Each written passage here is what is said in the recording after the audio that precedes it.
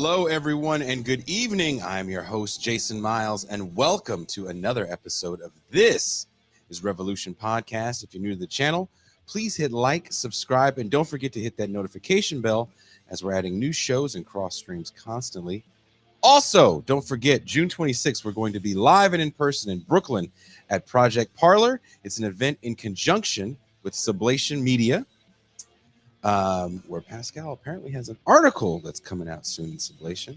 Ben Burgess will be there. The homie Norm Finkelstein will be there, as well as Margaret Kimberly and several others from the Sublation news team. It's free, people, so there's no excuse not to show up.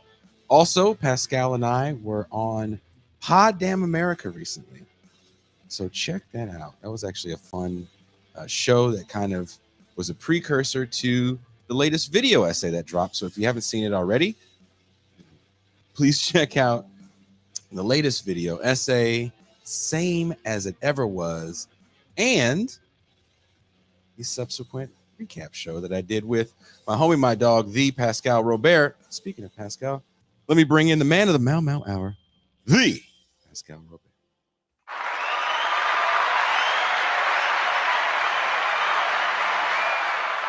Peace and greetings to the chat. Peace and greetings to the audience. Peace and greetings, Jason Miles. Wonderful, wonderful, wonderful video essay, comrade. Appreciated doing the recap conversation with you a great deal yesterday. I actually watched the video essay again today. I think it's one of your best pieces of work. As I've said before on our show, I think when we talk about Black popular culture on this show, we hit it in a way that you're not going to get on any other Black Left podcast or any other podcast overall.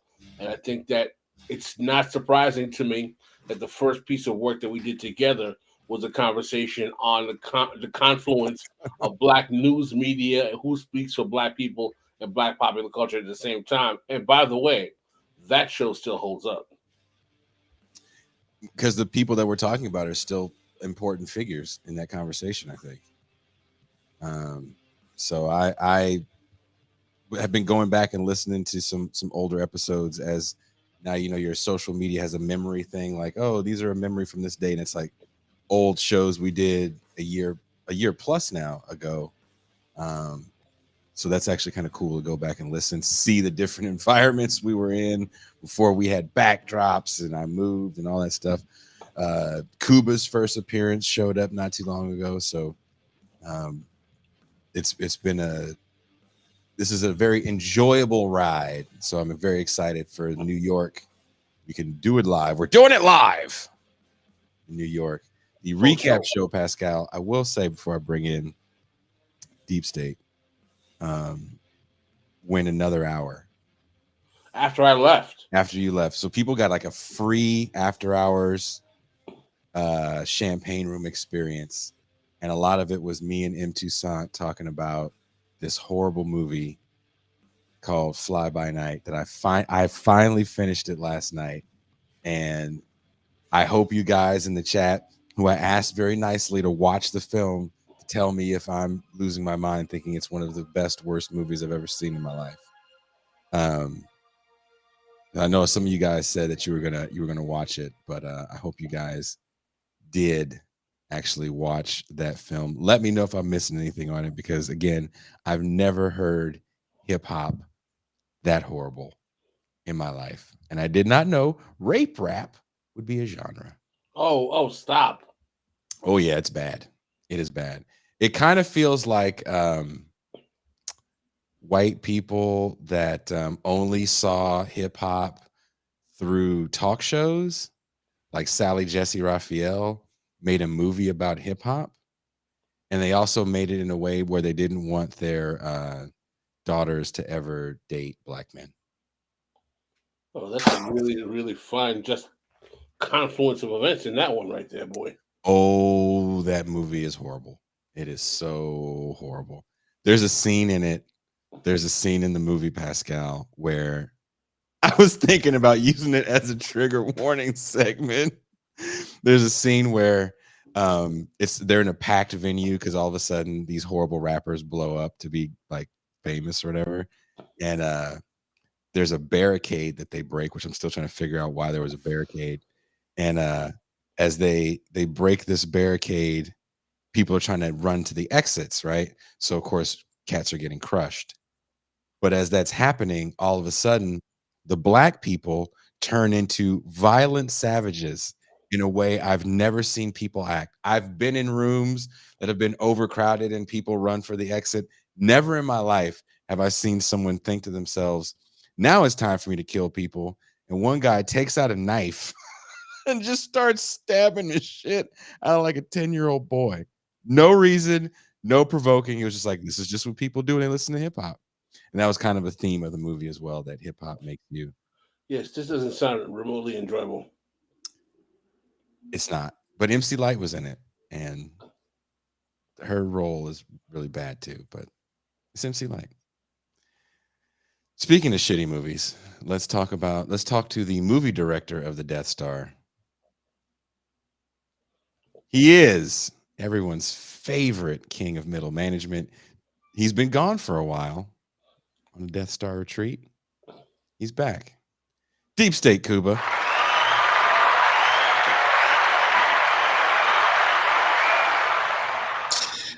So one thing that I've learned, and this is a genuine deep state phenomenon, not just like a hypothetical Death Star phenomenon. Power organizations, especially ones with a lot of white American people in them, love the seasonal staff party skit slash comedic rap thing. They like a vice president that, you know, you're kind of intimidated by, that you never want to talk to, that's a dick in meetings. Their eyes will just light up and he'll let out his inner fabulous when the opportunity comes to like do a really amusing Pirates of Penzance parody song about the accounting department. I do not understand it. I have no theories as to that can explain it, but I've seen it happen enough so that I know it's true. Like, you know how we mess with Cuba guys, but people watching the show about he has to watch more black cinema. I would never have Cuba watch this film because I think even Cuba would be like, hey, even I can see that this is propaganda. This is like people love using that term, anti-black violence. That movie was anti-black violence. Fly by night. It's on YouTube. There's a whole slew of these like hood movies that nobody saw on YouTube. And as M. Toussaint and I were talking about it, because I showed M. Toussaint a little bit of it the other night when we were off air. And so we're both talking about it, and one of the people in the chat is like going through the comments of the YouTube video. He goes, well, all the comments here are really positive about this movie. Are you guys sure? And we're like, oh yeah. Oh yeah, we are positive that this movie is like nothing I've ever seen in my life. There's a line, Pascal, where the rapper that's supposed to be a gangster rapper, he literally says, you'd be surprised how much they like the crack. The question is, they. Who's the they?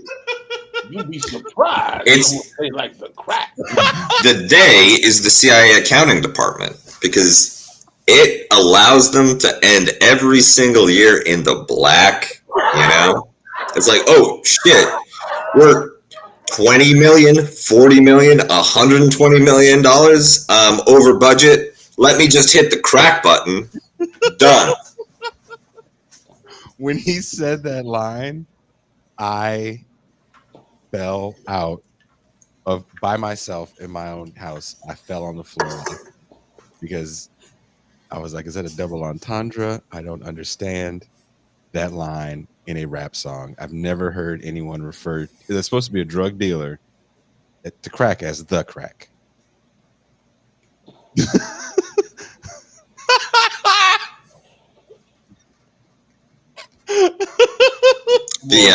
I'm already triggered, and I haven't and the great thing about the crack is since you don't inject it, you're not going to get the AIDS.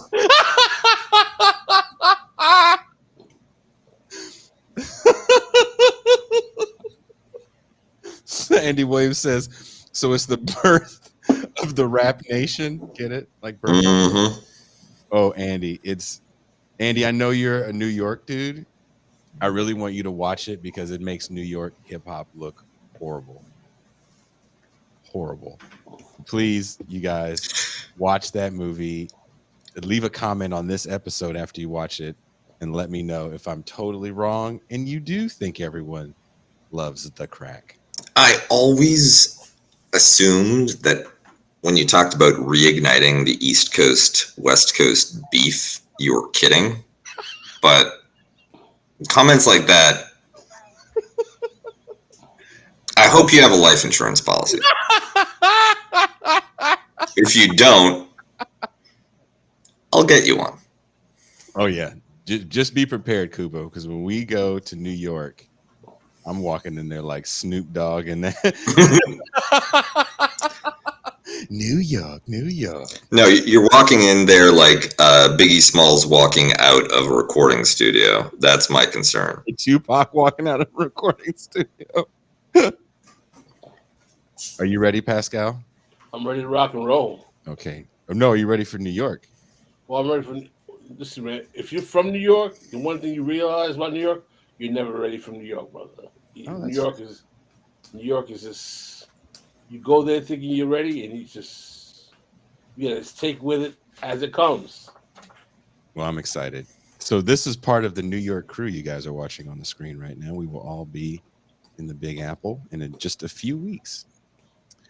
Now, fellas, before we get into y'all's breakdown of domestic and global affairs, I'd like to rant just a little bit about the recall election of Chesa Boudin in San Francisco. Sadly, during this current midterm election cycle, we're seeing traditionally blue states and progressive areas vote for more right-leaning, tough-on-crime candidates than progressive ones that may have had a new vision of law enforcement. I actually met Chesa Boudin working with Shahid Buttar some years ago before the lockdown. Chesa was a part of a progressive wave that started in 2016 with the ascension of Bernie Sanders and the idea of socialism into the political zeitgeist. Even though Sanders and his coterie of elected officials that champion more public goods programs like universal health care, student loan forgiveness, even housing for all had some momentum, that energy seems to be long gone.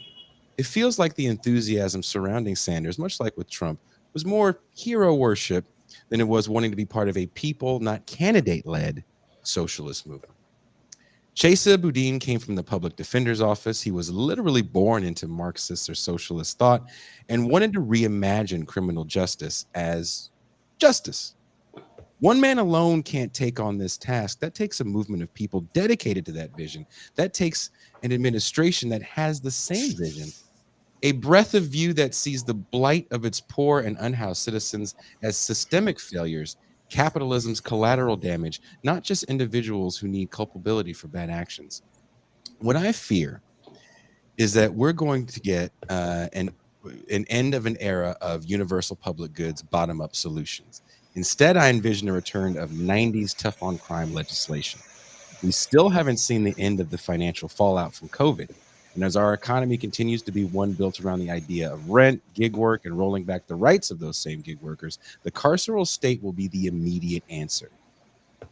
The very small left wing of the Democratic Party will be replaced by an intersectional neoliberalism that will look quite different from the early iterations of 80s and 90s political figures.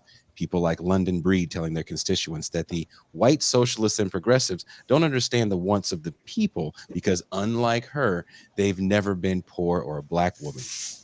If COVID has done anything, I feel it's been a great reset, if you will, to send us back to an era that caused devastation in poor communities, especially those of color.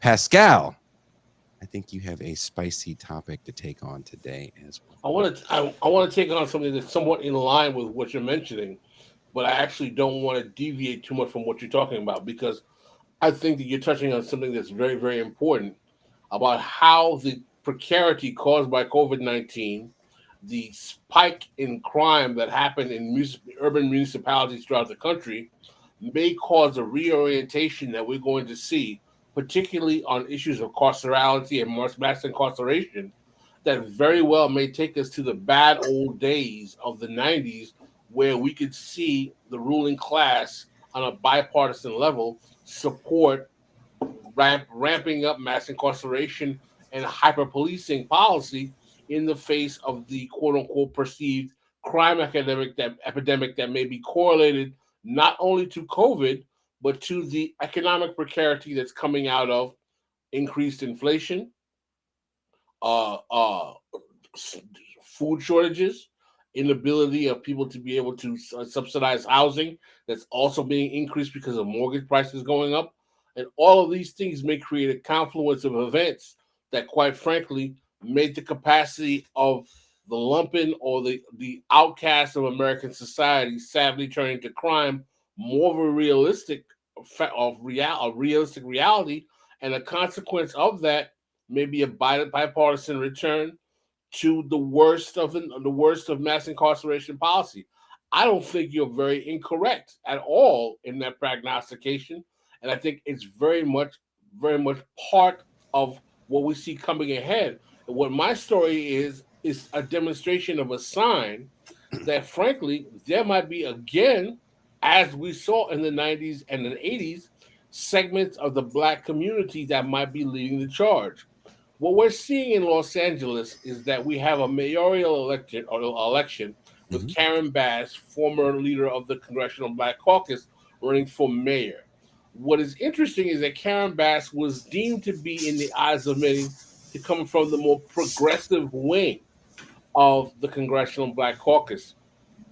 She had the bona fides that were somewhat different from Clyburn in that she did not resonate as being a sheer corporatist, but she had at least more of a kind of semblance or a patina resonating in line with the kind of more progressive elements of the CBC. Well, what has been fascinating is that there are certain black male figures in Los Angeles that have demonstrated a willingness to support her former Republican real estate development opponent in the primary for the Democratic mayoralty and to undercut their support for Karen Bass. And some people are asking, is this an Ice Cube moment 2.0? Now, you may inquire, well, what is meant by that quote unquote Ice Cube moment? If you hearken back to the 2016 election and you remember when Ice Cube made the argument that he had a quote unquote black agenda or a plan for black America in terms of the failure of the Democratic Party to be willing to meet the political demands of black constituencies, and that how he was trying to take the Democratic Party to task by saying, I have a black agenda, I wanted to present it to you, as if Ice Cube is able to render himself to be the racial ventriloquist du jour for 42 million black people and make demands of that nature. There are many, particularly in the black male quadrant of the black community, who were like, yeah, give Ice Cube a chance. That's what we need is a black agenda. Because, of course, 42 million different black people all have the same needs that can be put together by a rapper who can so eloquently say what exactly they want to have. That will be exactly what black people need. So, once again, Ice Cube was seen to be able to dispatch himself to meet the needs of all black folk, and he was shouted down by segments of the black community, particularly certain voices in the black community that were of, let's say, the more feminine gender, that were trying to make it seem like black women got this. How dare you interfere yourself in the politics of the day? And what you started to see in this kind of online discourse amongst the black chattering class was a gendering of the discourse between black men and black women, all vying for the attention of the Democratic Party out of this attempt to make it seem like who is the proper steward, which gender is the proper steward of the political future of quote unquote black America, if you will.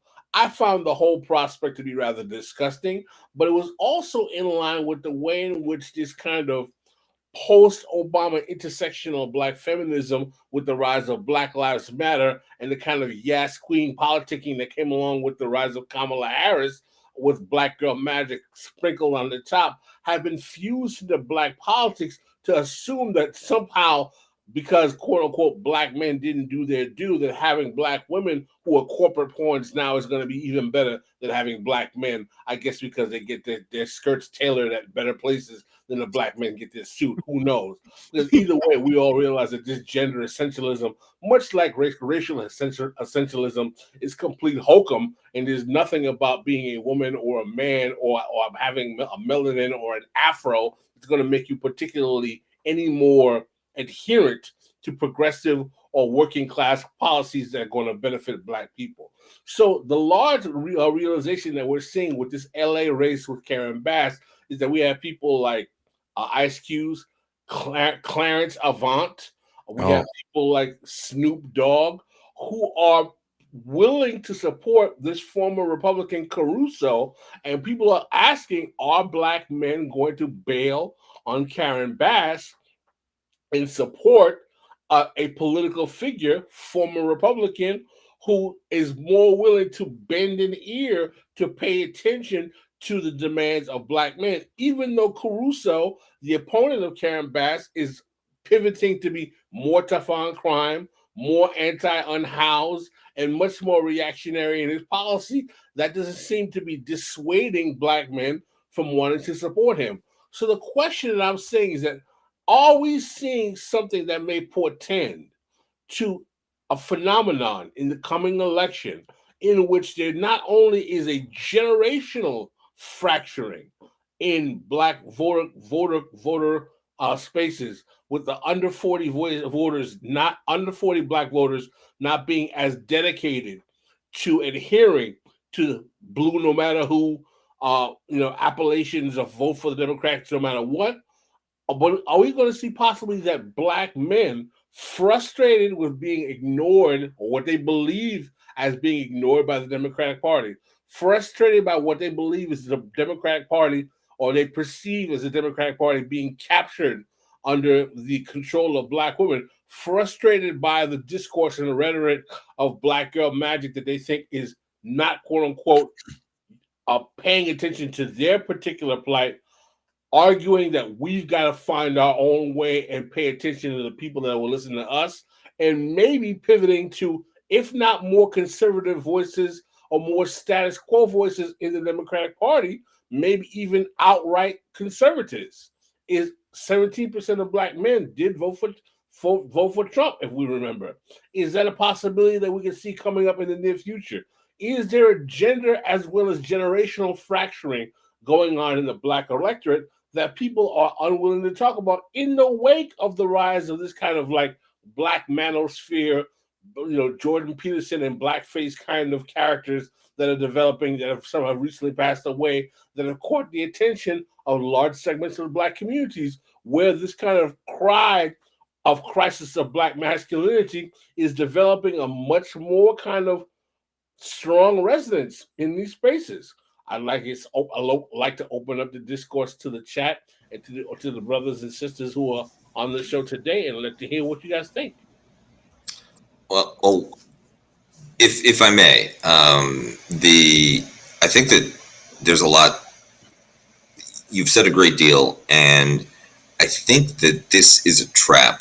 The whole who should represent the black community. Is it men? Is it women? Is it this segment? Is it that segment? It becomes tied up in identity politics, and it becomes a kind of intra-family gender war, battle of the sexes, because by the record of the political system, no one expects any leader to actually do anything. The consistent failure of progressives, of moderates, of Democrats, of Republicans to deliver any kind of improvement to civic life or to the individual lot of poor and working class people means that, well, we might as well have somebody in charge who looks like me, belongs to the same gender, or is somebody that I'm personally attracted to. Then this other person that I find totally unfuckable. Since absolutely nothing will change based on who's in charge. And I think the recall election, which started all of this, points to the fact that even if you get someone who has a personal program that might be a good one, might have the right ideas, might have an agenda that isn't appalling, the institutions that they exercise their power through are captured by elements that make it very difficult to translate that leadership into any sort of tangible benefit. It's as though you can only get the apparatus, meaning in the case of an attorney general, the prosecutors, the courts, the police, to do what you want if you have a reactionary agenda. If you have a more progressive agenda, then the bureaucratic machine will find reasons to foot drag, will explain to you why this just can't be done. It's a little like what happened with the Biden election, and it turned out that the Senate parliamentarian has this incredible power to frustrate the ability of the Democrats to do anything.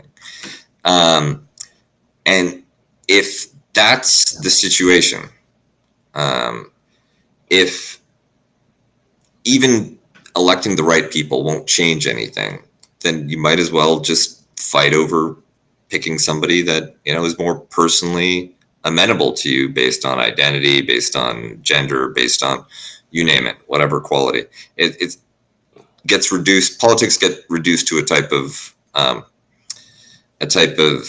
popularity contest, right? Like you're voting in the captain of the Titanic, or maybe like the beauty queen of the Titanic.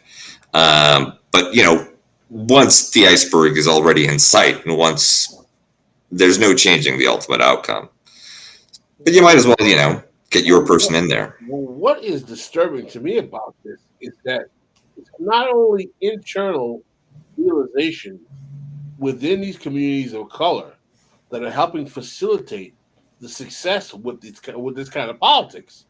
The Republicans, in their outreach, in their grassroots community outreach programs, community picnics, in all of the things that we've often talked about on this show that we should do, reaching out in communities, meeting people where they are, having neighborhood barbecues, they have reached some level of success in communities of color, particularly Latinos, and even in some Black communities, and have developed candidates around conservative, up by your bootstraps narratives that appeal to certain traditional values voters in these communities of color. And I would not be surprised if they get the perfect cocktail of personality with someone who was Black or Latino. Listen, they've already had Asian or Indian versions of these type of candidates.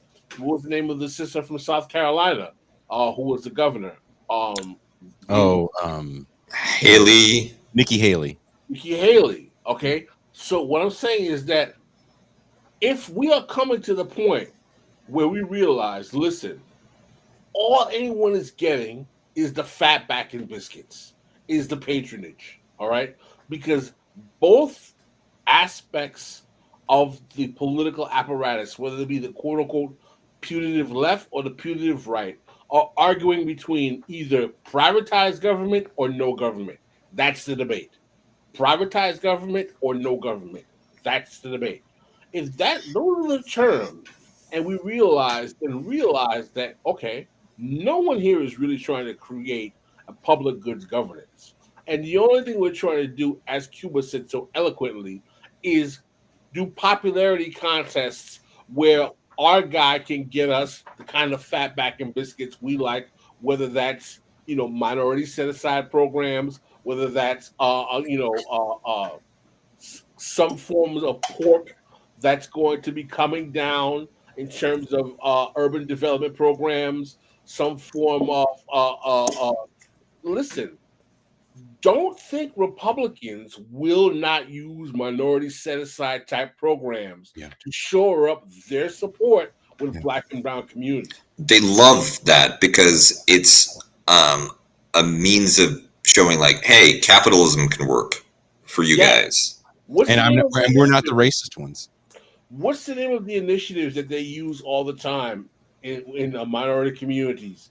Jack Kemp was a big advocate of this.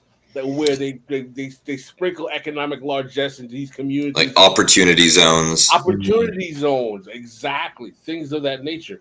Using capitalism, forms of Black capitalism, using capitalism as a means to appeal to this particularly kind of masculinist need for we need to do it ourselves. I want to own my own business. I want to be my own.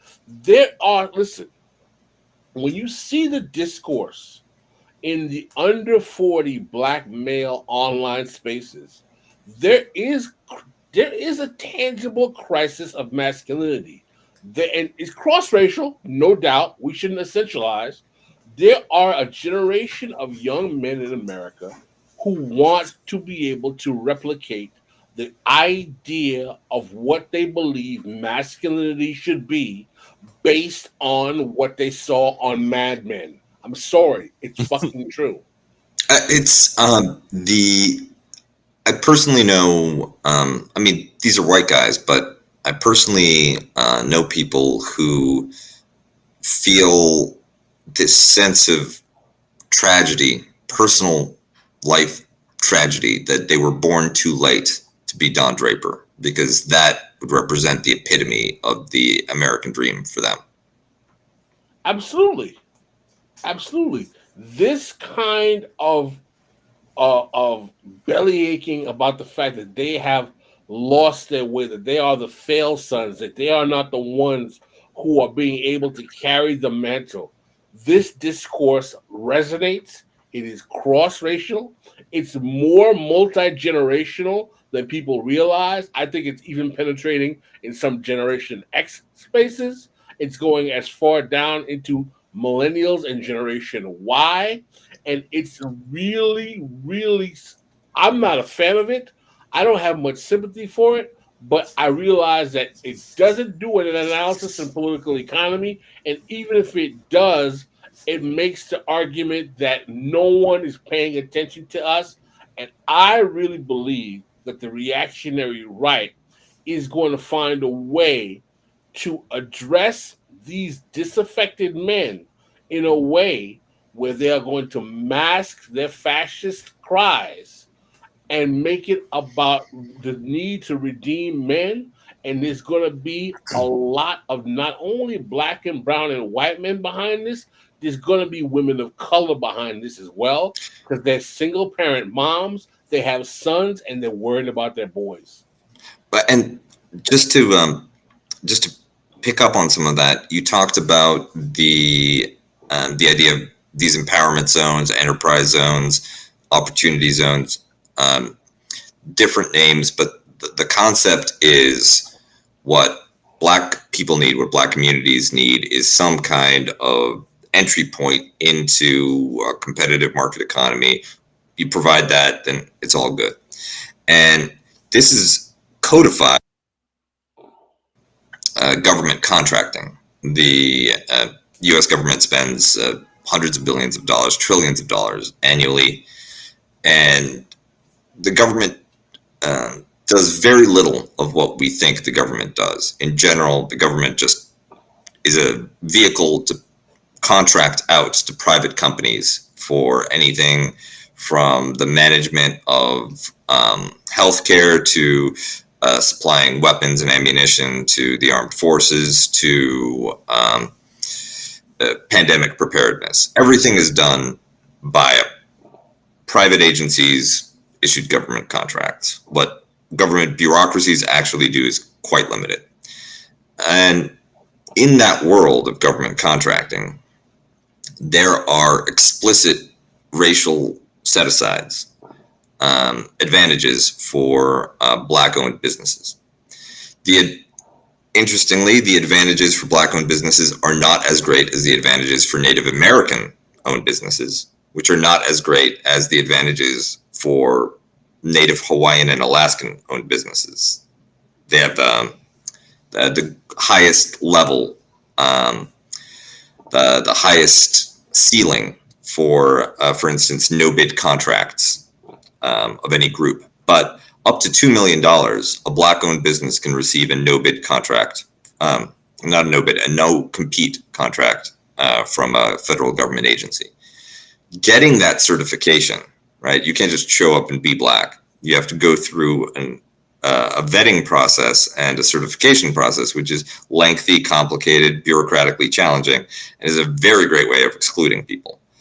But between that and the hub zone status, which is awarded to businesses that are located in areas of concentrated poverty, which are often Black urban areas, you have this existing apparatus of racial capitalism built into the spending operations of the federal government.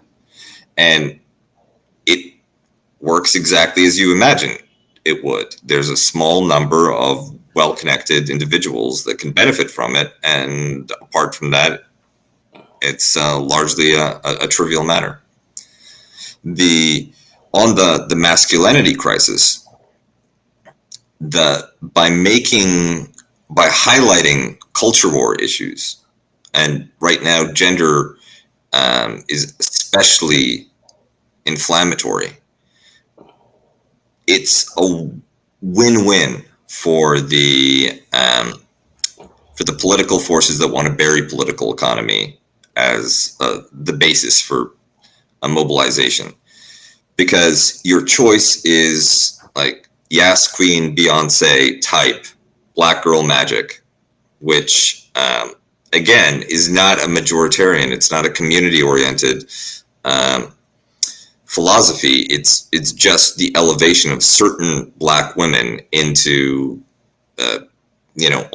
practically deification, and which should be enough, right, to satisfy their constituencies, versus some kind of like masculinist Jordan Peterson style response. And if those become the poles around which political mobilization takes place within the Black community or communities of color, or even, let's get everyone involved and make that the general basis of political competition in the United States, well, you've managed the incredible magic trick of making all class issues go away.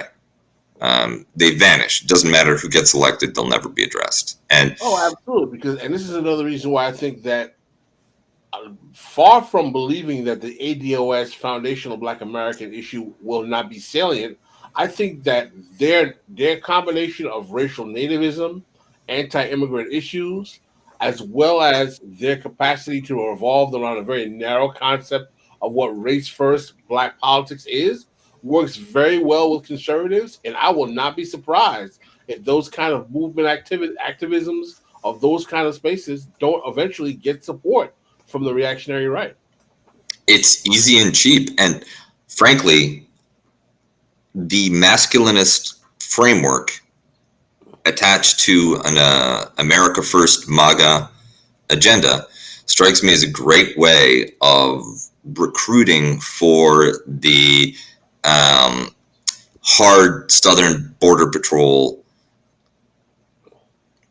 domestic surveillance state that you need if you're going to impose a kind of hard right-wing regime inside the U.S. Well, on that note, I do, as time is a ticking, I want to pivot to Cuba's story. For those of you that are new to the channel or the show, we do a weekly news roundup every Thursday where Pascal generally covers a domestic issue and Cuba covers a foreign affairs issue. And today, Cuba, what is up with Finland and Sweden and NATO? Exactly. Let's go to the whitest place imaginable. Let's make a hard white turn. So in one of the unintended casualties of Putin's drive into the Ukraine is the neutrality of Scandinavian states, Finland and Sweden. This might surprise people who just assumed that since these are EU nations, non-communist states, that they'd already be within NATO. But because of their particular histories, Finland and Sweden have never been members of NATO, are currently not members of NATO, and have pursued a sort of neutral, unaligned policy on their security matters, while at the same time being active members of the European Union. And these two countries, along with a couple of others, Austria is one, have been proposed as a kind of model for the Ukraine, where you could have EU membership, you could have integration with Western economies and Western institutions, but not NATO membership, not the security apparatus. Instead, the increasing threat perception of Russia all across Europe as a result of this invasion of Ukraine motivated Finland and Sweden to apply for NATO membership. Now, with Sweden especially, their neutrality was a little superficial. There was substantial security cooperation with NATO in place already, just under a official position of non-alignment. Finland, with its extensive border with Russia and its history of conflicts with both the Soviet Union and the Russian Empire before it, was a more difficult case. For instance, in World War II, Finland was technically ally of the Axis powers. The Soviet Union invaded in 1939. The so-called Winter War was concluded right before Operation Barbarossa. It began with the Soviet invasion.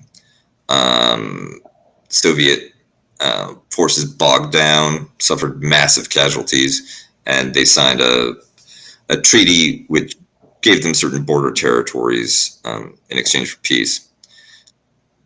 Once the war with Nazi Germany began, Nazi Germany invading the Soviet Union, Finland was brought into it as well, in the so-called Continuation War, where they fought Soviet Union with some collaboration and coordination with the Third Reich.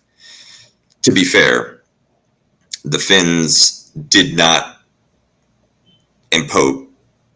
create a fascist state or a Nazi state. They did not persecute their Jewish population. The leader of Finland at the time, General Mannheim, personally detested Hitler, while Hitler looked up to him. Literally, Mannheim was a towering giant of a man. But the Soviet threat was so substantial that the Finns were willing to accept assistance from anybody. And when the war ended,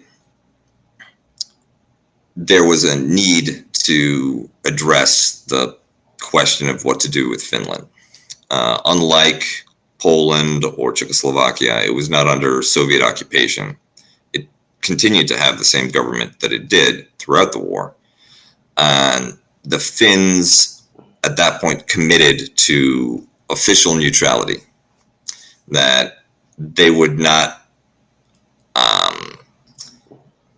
accept a communist government introduced by the Soviet Union, but they would not join any Western-oriented security organization, which prevented them from joining either the EU or NATO. They joined the EU shortly after the collapse of the Soviet Union, and during the Cold War, Finland was essentially autonomous in domestic affairs with an economy very well integrated with the rest of Europe, but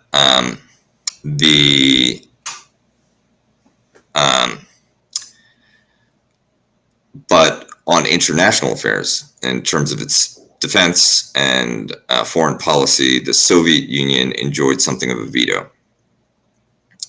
Finland was a hotbed of Cold War espionage as well because of its unique status.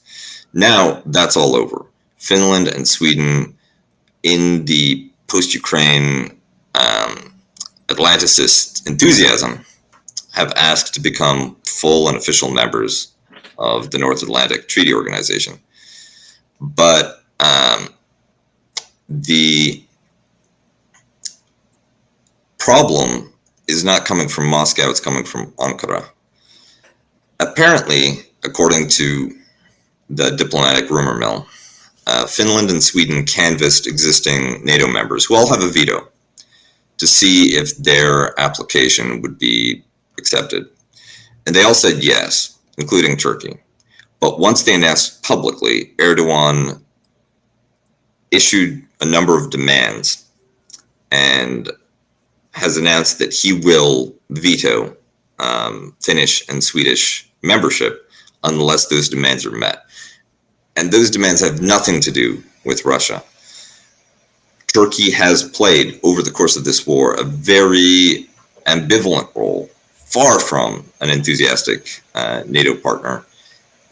It has hedged its bets by taking a softer approach to Russia than many of the other, especially European NATO partners.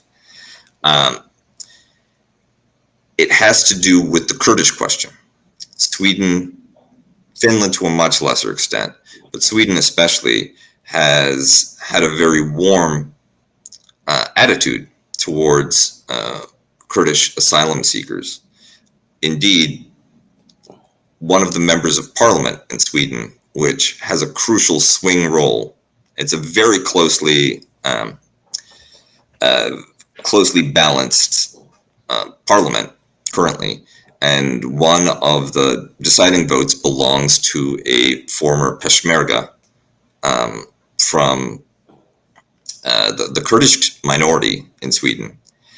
And that level of integration, that level of that safe haven, that recognition, and the political pressure that Sweden can mobilize on behalf of the Kurds in the Middle East is an irritant for Turkey and Erdogan. And so he's demanding a crackdown of the domestic Kurdish population as a condition for Swedish and Finnish membership in NATO. This is interesting for a number of reasons, apart from the publicly showing the cracks within the alliance. It also demonstrates that Turkey is playing a diplomatic game of its own. It has a foreign policy which can undermine the efforts of the bloc as a whole to face Russia. It'll be interesting to see how this gets resolved. Sweden has a domestically robust democratic and rule of law system. Swedish people are deeply invested in that perception of their own country, and it's also part of their international branding and image. It will be a fundamental challenge to their self-image if they knuckle under for the type of conservative reactionary strongman that they consider Erdogan to be, just for the sake of NATO membership. At the same time, NATO's self-image and the image that they attempt to broadcast through the media is that they're the defenders of civilized, liberal, democratic society. They like gay pride. They like multiculturalism. They, Black Lives Matter, you name it. And being held hostage by, again, a reactionary, quasi-authoritarian like Erdogan undermines their branding to their own populations and to the rest of the world. So this is deeply challenging. In a lot of ways, there would be a lot of people who would be more comfortable with Sweden and Finland in and Turkey out. Sweden and Finland are our kind of countries. And Turkey increasingly looks like an Ottoman Anatolian Russia, with Erdogan playing the Putin role. But Turkey is also much, much larger in terms of population, in terms of military impact, and in terms of strategic geography than Finland and Sweden combined. That said, it's been a very bad NATO partner for a long time now. We'll see if the alliance can paper over these cracks and come to a new equilibrium, which can include both the Scandinavians and the Anatolians, or if this signals a more substantial fragmentation within the Western Security Alliance. There's often an argument based in the spread, the geographic spread and the intensity of America's security footprint all around the globe, hundreds of bases in hundreds of countries, that aims to show how insidious and omnipresent and powerful Western imperialism, American imperialism has been and can be. However, with that spread comes the challenge of keeping together an alliance which is diverse and which includes a number of states that, while not being superpowers, are major regional players and have the wherewithal to push back even against an alliance leader like the US. How do you keep the Turks happy if you find them essential to the system that you've created for bottling in Russia? And the Turkish example, if this works, if Erdogan can play hardball and get what he wants from the EU and from the United States, then what does that mean for countries like Thailand? What does that mean for American allies like the UAE or Saudi Arabia that also have interests that occasionally buck those of the leadership or the rest of the alliance system? Does that make them more assertive, more challenging? And how much of that can the global US-centric alliance system tolerate before it frays and fractures beyond the point of being useful? Well, Turkey has a certain advantage to and utility to NATO that makes it the perfect cocktail for the exact phenomenon you're talking about. And I'm going to be rather crass in saying it. It's white and Muslim, frankly. Of course, in the eyes of the world, it's not really white, but it is. It's a European Muslim country. And what do I mean by that? They have enough of a respect within the Muslim world because of the historical role of the Ottoman Empire to be able to replace the Saudis in terms of public relations that are crucial to maintaining the patina of religious authenticity and authoritarianism, if you will, mosque building, religious outreach, dawah efforts, etc., so on and so forth. And they also have a Western kind of socioeconomic political infrastructure that makes them not so alien and scary as the Arabs, the Berbers, the Egyptians, and everyone else. You know, it's Muslim, but it's still Europe. And the Turks are well aware of this. They're well aware of this appeal that they have, and they use it as a weapon when dealing with the West. And the West, quite frankly, has not been able to find a way around this because more often than not, the West needs Turkey, sometimes more than Turkey needs the West, depending on what part of the world you're talking about. I think that there's a lot of truth to that. However, it's a little like Schrodinger's Muslim. The Turks have the most diplomatic clout when it's simultaneously Western and Muslim. But Erdogan is collapsing the waveform. It's making Turkey look less and less Western. European powers and also Western publics are increasingly alienated by Turkey and the optimism that because of Turkey's democratic system, because of their connections with the West, their particular history, they're going to follow the same trajectory as, let's say Ireland, right? Or Spain, where they shed the authoritarianism and then they slowly secularize and then they join the party.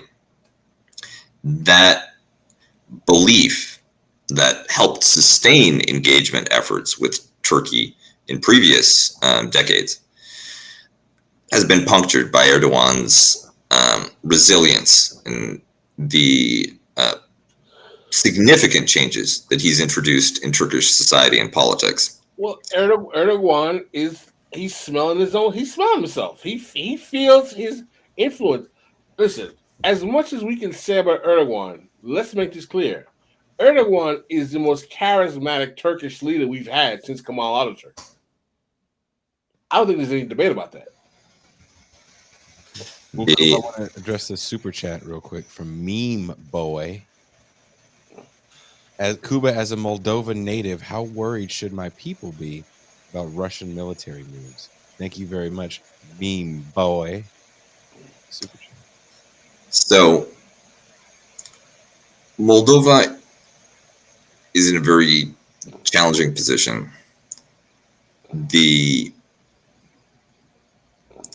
There's a domestic dispute, a breakaway republic. Moldova is a tiny country, but it contains a breakaway republic, the Republic of Transnistria, which is Russophone, and a little like the Lugansk and Donetsk People's Republics in Ukraine, a separatist bloc that's heavily aligned with Russia and is Russophone and culturally Russian in character.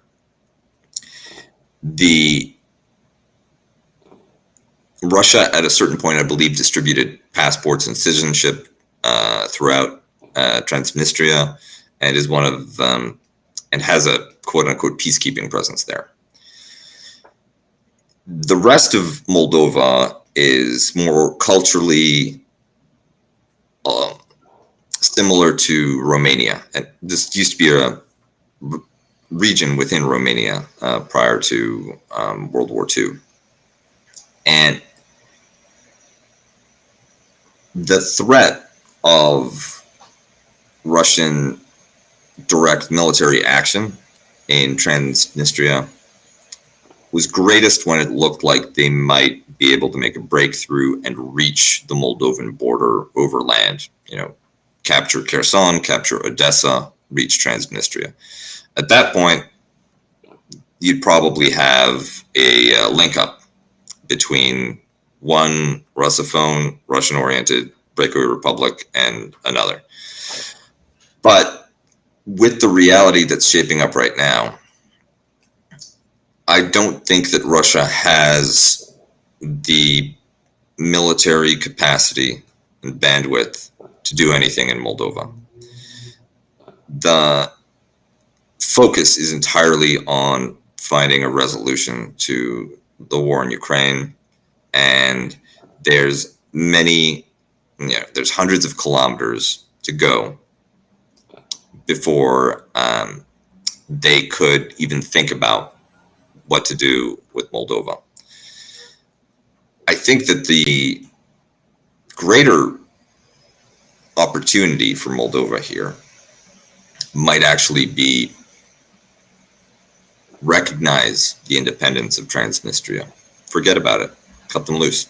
And with the treatment of Ukrainian refugees by Moldova, which has welcomed tens of thousands of them, Moldova has been a great support for Ukrainians fleeing the conflict.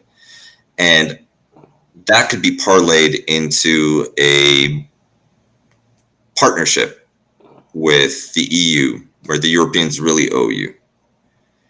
Use that to try to get your way into at least a timeline for EU membership. Cut Transnistria loose, because that's the reason why you can't proceed with EU membership if there's a territorial dispute. Unless you're Cyprus, the EU won't cut you any slack. But if you can just remove that irritant, then Moldova is small enough, and through the Ukraine war has shown itself to be cooperative enough to be a relatively attractive EU partner. That's if I were making policy recommendations for Moldova, I'd say don't worry about the Russians. In fact, let Transnistria go. Focus on the Western game and try to morally blackmail / guilt / manipulate your way into the EU. You basically tell them don't sweat the small stuff. Yeah, don't sweat the Red Army. Don't sweat the small stuff. Well, thank you guys. Excuse me. Thank you guys. We are wrapping up another TIR News Roundup. We will not be going into the champagne room tonight for the call-in segment of the show because Pascal and I did a very long show last night. And Pascal is going to be giving you another great show Saturday with Derek Varn. See Derek Varn. We're going to talk about prognostications about the American and global left. That's going to be hot as Pop Rocks, kids. Ooh. Is it just you and Varn, or you, Varn, and Gene? Me, Varn. I think we're going to have Marcus. We might have Gene. We're going to get into it. We're going to be talking serious, talking that smack about what's going on with the left. That's going to be a spicy show. I'm excited to... It's going to be hot like Pop Rocks. Well, thank you guys again. If you haven't already, please check out the latest video essay. What was it called? Same as it ever was. Sorry, I forgot what I called it. I will not be on the Saturday show. I think we'll all be returning live next Thursday, right, Pascal? That's correct. Tuesday we have a pre-record on Turkey and Germany that Gene and I did with a wonderful guest, and we'll be on next Thursday for the Roundup. And we'll be getting closer and closer to our show. I'll be back. Yeah, we're getting closer and closer to the show. Next week is Father's Day. Next week. That's what's up. So should we do a special Father's Day episode on Saturday? I don't know what that would consist of. That's an interesting idea. I don't know. We'll think about it. We'll have all the black Crisis of Masculinity guys on. Yeah, the theme could be in praise of patriarchy.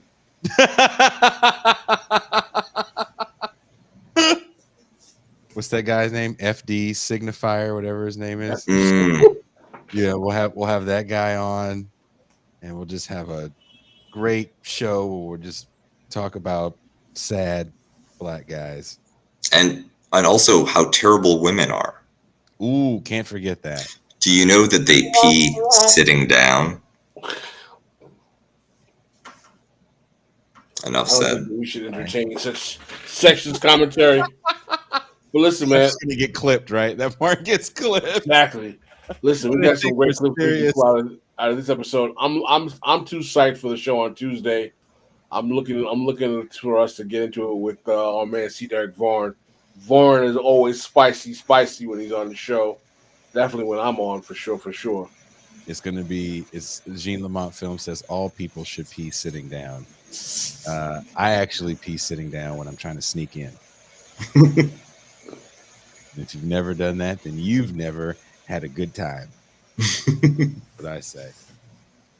I was this close to putting a little clip of that movie I was telling you guys about, the rap scene, where the guy says the line about everybody loves the crack. Please don't. Please don't. That's gonna be the new outro.